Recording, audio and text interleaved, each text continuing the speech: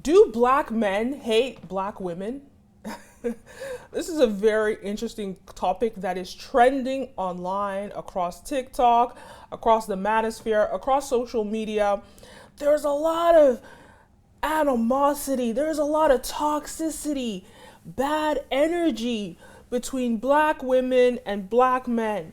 A lot of, and you know what? I'm not going to say it's not all black women and all men. It's a specific type of person. Let's put it like that.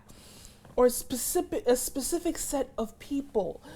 And we'll call this the red pill community. So they make all this content talking about women should submit, women should do this, that, or whatever. And it's gotten, like, women see this and they get so annoyed. Now, I only see responses on TikTok. I do see some responses on YouTube, but these women on YouTube that respond to this, like, toxic, manosphere content, they really hide behind, like, they don't show themselves on camera. They always, like, hide behind a very intelligent, very articulate, very intelligent, video essays that they make. They really hide behind, they don't show their faces, and they're very intelligent, make very great, strong videos like Mahogany Pink. There's this other one I just discovered, Lexus Exodus. Really great channels, but guys, we want to see your faces. Show us your faces, right? But, look, there are a lot of male channels that attack these manosphere channels or these toxic masculinity channels. The guys, the usual suspects, Kevin Samuels, Fresh and Fit, but there's so many other dating coaches, in the red pill, and even guys that just disguise themselves as, like, self-help gurus, but they spiral into these toxic masculinity sort of content that they make. But I just haven't seen, well, I'm not going to say I haven't seen, because I've seen non-black men doing this, but it's especially, no, you know what? I'm not even going to say that I don't think it's a racial thing, but there's a lot of black men perpetuating this on the internet. Let's put it that way. Anyway, so I saw this really interesting video. I'm going to react. Let's start with the juicy one, because this one, this is brutal. This is very brutal. Do not post this man's platform in my chat or on my page. Mods, if you catch anyone sharing this fool's name or sharing his links, block them. This is a struggle content creator, and I'll be damned if I allow him to build another one of these messy ass, pathetic ass platforms in the manosphere where they denigrate women. So let's watch this, and then we will talk through. You want a woman to be subservient to you, but you want that woman to fill the roles of a woman, but you don't want to fill the roles of a man. No. Who said anything about her being subservient, bro? When did I say subservient? I mean, you want a woman to love you and worship you. That sounds like subservience. When did I say love and worship? I said I want a woman to prioritize the time she spends with me. Notice that his tone is very soft. Notice that, because I'm gonna tap into why that is. That's it. Okay, that means being subservient. That means she puts her life on hold to make your life happier. That's subservient. What? So I can already tell you're black. Bro. So this is the problem within the black community. I hate when he racialized it. I don't like that part. You guys just like you called women. Right. This is the reason you guys don't have families. This is the reason. You expect a woman to be the perfect woman, you want a housewife without being a husband. And that's what's wrong. And you're sitting here giving dating advice to people. You're leading men down a dangerous path. You want a good wife, a lover, you get a job. You do your job as a man. How dare you say that a woman should do her job and prioritize her wants to worship you when you don't do a thing? If you don't provide for that woman, she don't owe you a fucking thing, dude. Not a thing. And it's simple to me, because you call them bitches, I'm just hanging with my. That all I need to know about you. And that's why women don't f with you. That's why good women don't f with you. That's why you have a problem dating, because good women know you're not a good man, and you're giving all this advice. You're a shitty man. You're not a good pickup artist. You're not a good dater. All you do is want to come and a cum receptacle. Like, all you want to do is come. That's all you want to do is come. You're not teaching young men how to, be fathers, how to be leaders. You're a continuation of the problem we have. You want to come in women and then bail. That's all you want to do. You're a piece of shit. Kill yourself tonight.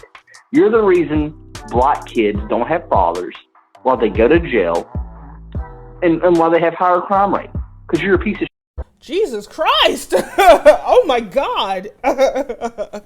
Wow. There's a lot to unpack here. Oh my goodness.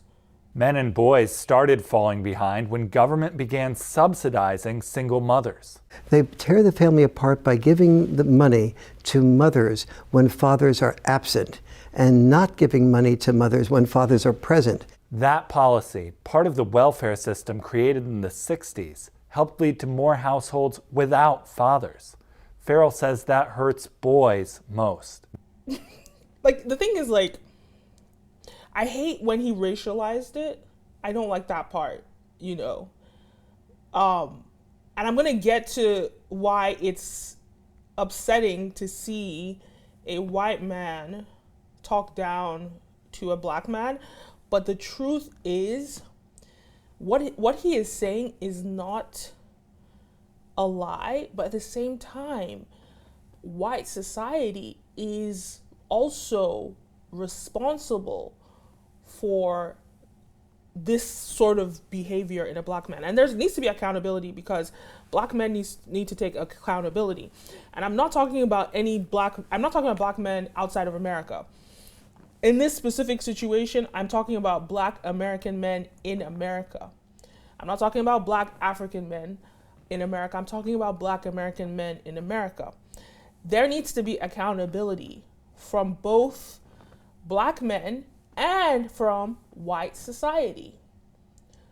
Because as much as there's a lot of truth to what he's saying, he's also missing out a very important factor, which is that white society has consistently oppressed black people and black men as well, and emasculate. And it's so interesting because we see this man fall into this emasculated, subservient, submissive role, right? It just plays back into some of the themes that I've talked about in other videos about how you see this sort of like strong black men wanting to fill these roles of these like strong black or strong masculine figures, but it all crumbles when it has to face a white man. And we're seeing this here. He's sort of like, it feels like watching a slave master belittle and degrade his slave. That's what it actually feels like. And even, and it's very upsetting that it has to be this way, but I'm going to keep going because this is a lot. This is a lot to break down. You want women to do their job without you doing your job. Oh, all right. Are you done? Good pussy. Good loyal pussy. Yeah. Comes with strings attached. Right. That's what it is. Right. So you're a white guy, yes?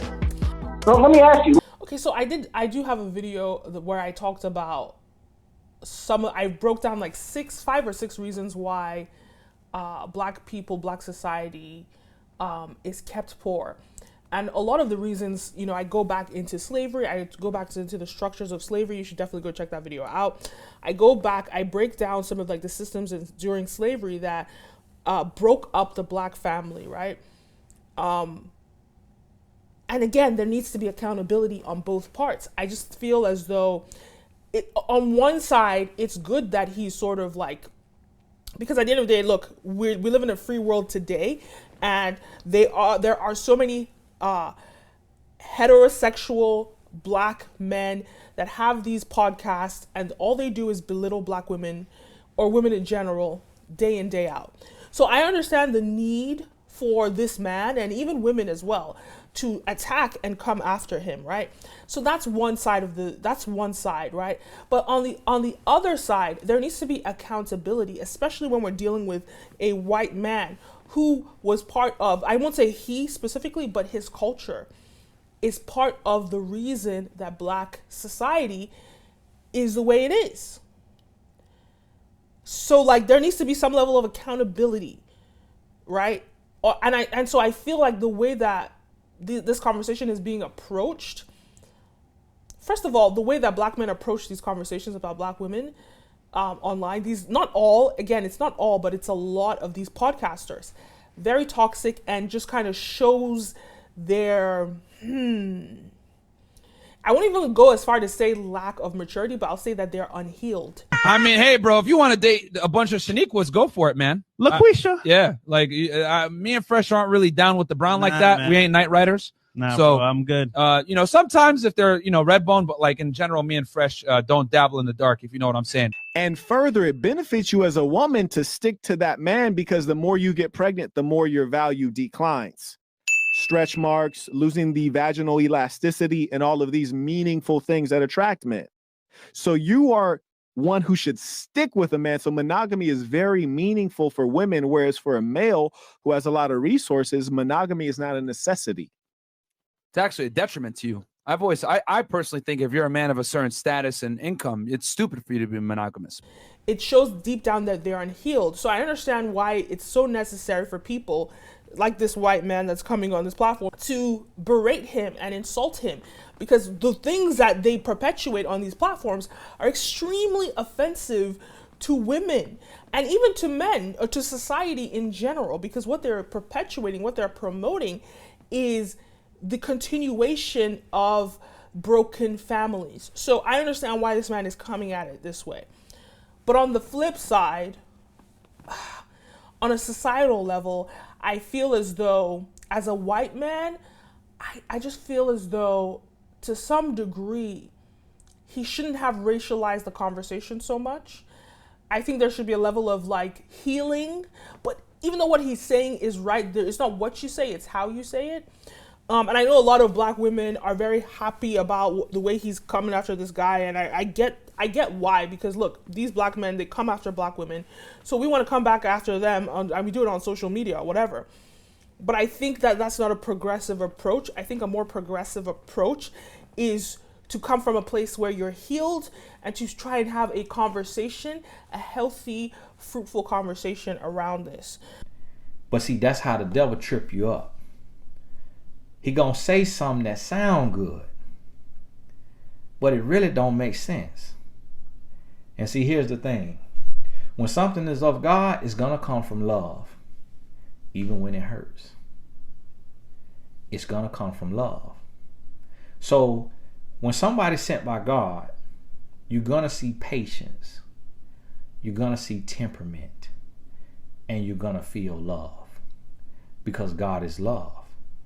When somebody is yelling or cursing or being condescending, demeaning, that's not of God, because God does not come to destroy self-esteem. But let me keep going. What if I was white? We can clearly see that white men have built better families than the black man. That's obvious. That's obvious. Mm-hmm. So tell me more about how being white and being a good husband and a good leader, someone who gives back to the community, who teaches young men how to be good men. Why is that? You think you're a good man? You think you're productive? So, where he said what he said just there about white men building families, building strong family units, like you could see this theme of sort of polyamorous black men is not exclusive to America. You see it a lot in Africa. You see a lot of polygamy in Africa. So I just, like, for me, it's very difficult. I don't know, it's a very difficult conversation that is coming from a white man, and the way that he's approaching it in a very racialized context. Because it's not a racial thing. I want to say it's a cultural thing, because there are black men who are strong providers and are build strong families, so it's not a race thing. And I won't even say it's a cultural thing, but it's like a subcultural thing, right? So it's a very difficult. I get where he's coming from, but I just feel as though he should have eased up on the race card that he was pulling, because he's Southern. It just sounds like he's being racist, but it's a very necessary conversation to be having at the same time. So it's a very complex situation right here, but this is harsh. To the community, you think you're helpful to the black community? You think you're empowering the black community with the attitude that you have? No. You're a continuation of the same thing you say holds you down, because you won't get a job, you won't get a wife, you won't raise your kids. You're the reason. Again, this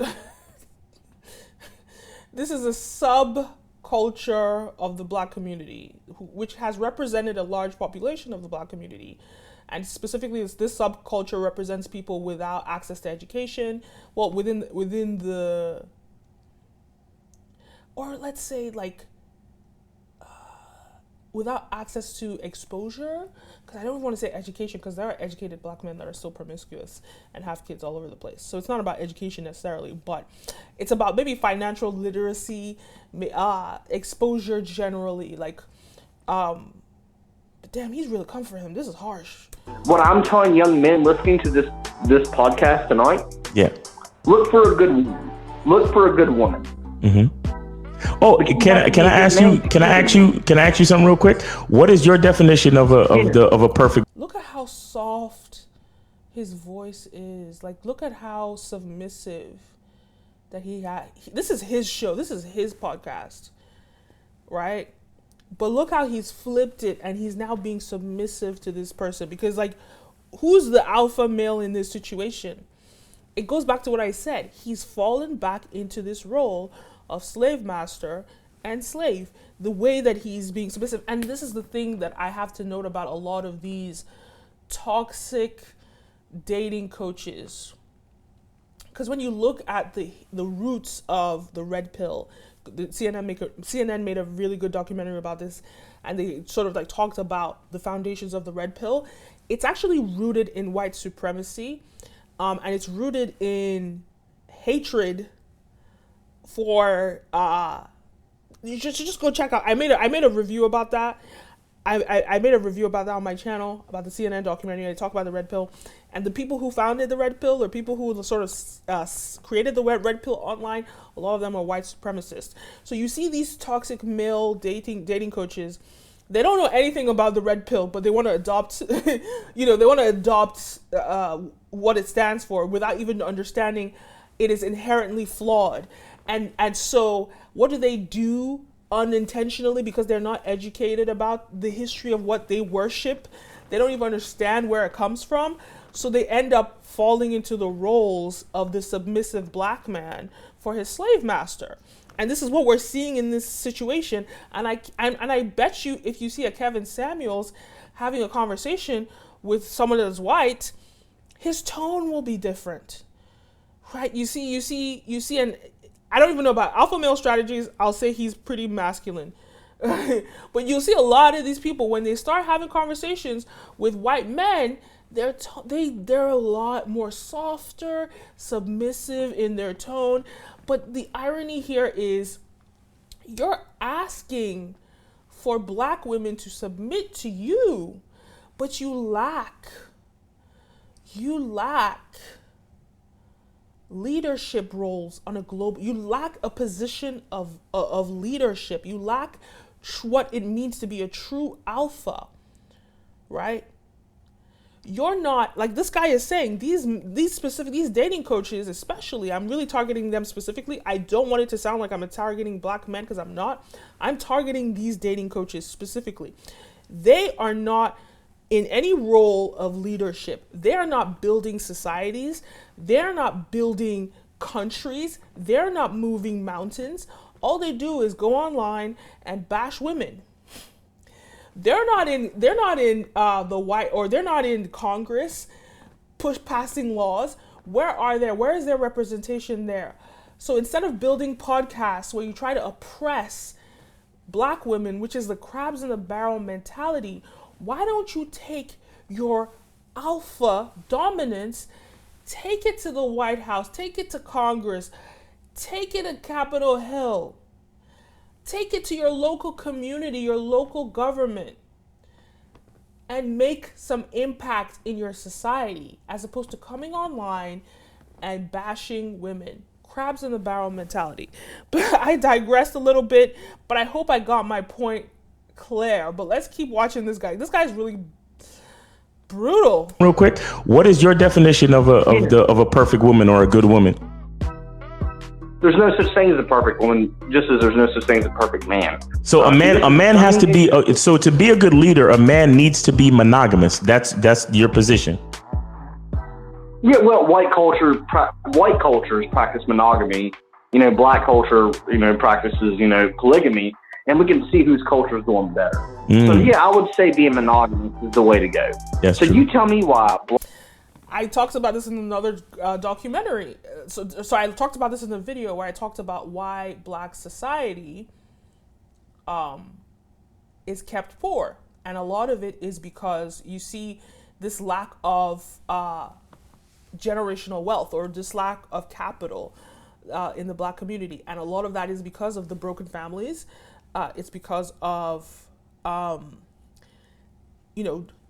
broken families and having multiple children by multiple different women, which spreads your money apart, and it just doesn't help build wealth. But again, when we actually are going to compare black society, right, with white society, and I'm not doing this from a racialized, just look at it in an objective way, not a racialized way, and we look at the broken families in black societies in the US, and also if we look at Africa as well. I'm from Nigeria, so I'll bring Nigeria as an example.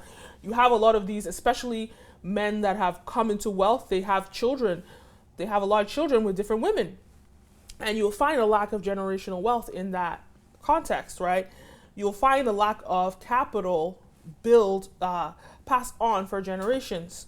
So that's a real thing. So he's not, I hate that he's racialized this, but when you look at it from a cultural perspective, not a racial perspective, there's truth in what he's saying. Black men. You tell me why black men, once they get their freedom, they don't stay with their family. Why? I don't know. Maybe we're weak. Once they get their freedom, it's like, oh, we're giving you this freedom. I'm sorry. Some of this stuff is toxic. But again, let's keep going. Maybe we're weak, like you say. Child, Brad done emptied the clip, y'all. Holy sh! God damn. That was a lot to unpack. That was a lot. Wow, that was deep. That clip was difficult. But either way, I think I've made my point across. I've got my point across, but I go back to these toxic, dating coaches in the manosphere, these toxic men in the manosphere, and how they don't really practice what they preach. They claim that they are alphas, they are achievers, they are making all this money, but they're not really building society. If anything, they're hurting society in what they're teaching. They're encouraging the perpetuation of broken families, which has directly affected Black economic empowerment. They're encouraging all of this nonsense, and they're really just not in positions that are actually building society. So if you're a Black man and you're watching this, I don't want you to feel as though you're being attacked by this, because this is not in any way to attack you, but it's to make you sort of, and especially if you're a Black man or a man in general that sort of has been brainwashed by this content, this like red pill content online, I'm trying to save you. I'm trying to tell you right now, that is not going to help you. That stuff is toxic. And you might be really young right now, so you don't understand the importance of building Black society. You might not understand the importance of Black economic empowerment. But I want to tell you that the reason that there's so many Black men in prisons in America, the reason that there are so many Black men that die alone later in life in America, the reason that Black men are mistreated by the police is because of a lack of Black economic empowerment, a lack of having family structures, a lack of building Black society. So I think instead of having these gender wars online, I think instead of thinking about a woman needing to submit to you, if you really want to build Black society so that you and your offspring will be put in a position of power, will be put in a position of a level playing field with everybody else, if that is your goal for Black society, you must not be attacking your women, right? Stop attacking your women and start actually looking within, being introspective. And I want to invite Black women too, that, you know, sit online all day bashing Black men. You too, because I posted a video and on TikTok, so many comments, Black men against Black women, just all fighting each other. It makes no sense. We must all come together. We must unite. We must rebuild the Black family structure, right? And stop expecting women to submit. Stop expecting submission, especially if you're not providing, right? Because the devil always is going to be a close copy. The devil always going to look like the real deal. But it's a snare. See, God gives gifts and adds no sorrow. The devil gives snares that looks like a gift. See, a snare is a trap. It's going to set you up. So the women who are bringing a message that come from the devil will tell women to use their body, use their femininity to bait a man and to get money from a man and to get this man and to get a man with money. That's not healthy. That's going to be toxic. It's going to be abusive. And it's going to destroy the family. The men who are sent by the devil, they're going to preach family, family, family. But when you listen to the message, you're going to hear signs of them saying, let the man be a man. Which then you're going to hear them explain in their examples of your grandmother was cheated on and nobody ever found out until the funeral. Because she knew to keep her family together, she needed to shut up. Such a deep conversation, but those are my thoughts. Let me know your thoughts. Leave a comment down below. Don't forget to like, follow, subscribe, all the above. You're watching the Kenim O Show, and I'm your host, Kenim O. All right, see you next time.